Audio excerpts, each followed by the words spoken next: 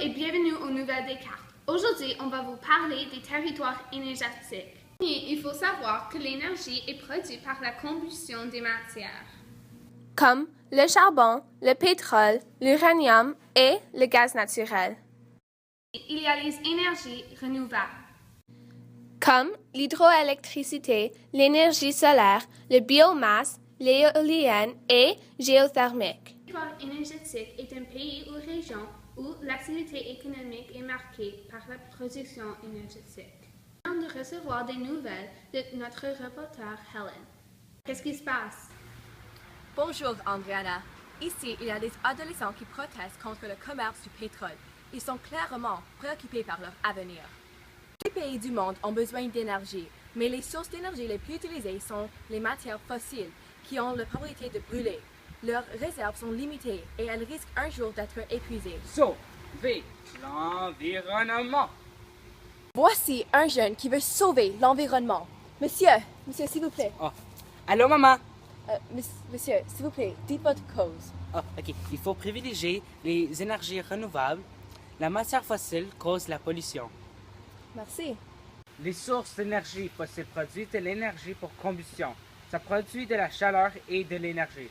Sauver l'environnement! Sauver l'environnement! La répartition à la surface de la Terre des sources d'énergie les plus utilisées est très inégale. Les pays les plus industrialisés sont en situation de dépendance énergétique. Ils doivent acheter leurs sources d'énergie à ceux qui en possèdent et les exportent. L'atmosphère laisse arriver au sol 50% du rayonnement reçu du Soleil. Le rayonnement absorbé par le sol et l'atmosphère est finalement remis vers l'espace en infrarouge après de multiples interactions avec les composants de l'atmosphère, contribuant ainsi à réchauffer les couches inférieures. Agissant comme les vitres d'une serre, certains gaz présents naturellement en faible quantité dans l'atmosphère, vapeur, d'eau, gaz carbonique, éthane, ozone, interfèrent avec les rayons infrarouges et les empêchent directement de s'échapper vers l'espace. Alors, l'effet de serre provoque une hausse de température. Et maintenant, à Jacob pour les nouvelles sur le golfe Persique.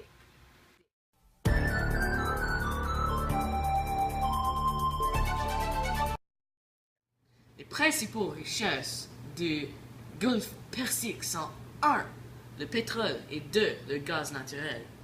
Le désert, c'est le paysage principal de tout le golfe Persique.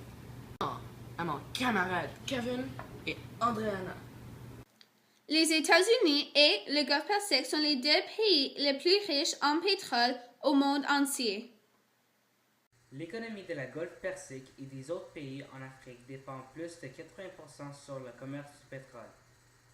Les pays du Golfe Persique n'ont pas vraiment besoin de pétrole, mais c'est les pays comme les États-Unis et de l'Union européenne qui ont des très grands besoins pour le pétrole.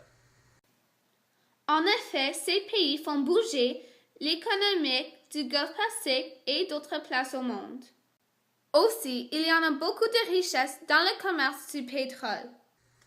Plusieurs des familles exploitent cette ressource et s'enrichissent leur vie à cause du fait que les familles sont inspirées par les pays non démocratiques comme l'Arabie saoudite et le Koweït. Les pays du Golfe Persique produisent du pétrole. L'Europe ne contient pas de pétrole dans leur territoire. Le pays Golfe contient une grande partie pétrolière. Pour les risques de transport, c'est difficile car les endroits sont loin, donc c'est difficile à les protéger. Helen? Dans quelques dizaines d'années, il y a une possibilité qu'il n'y aurait plus de pétrole au Golfe Persique. Aussi, rappelez-vous, Ce n'est pas le manque de pierre qui a mis fin à l'âge de pierre, et ce n'est pas le manque de pétrole qui mettra fin à l'âge de pétrole. Et bonne nuit, Montréal.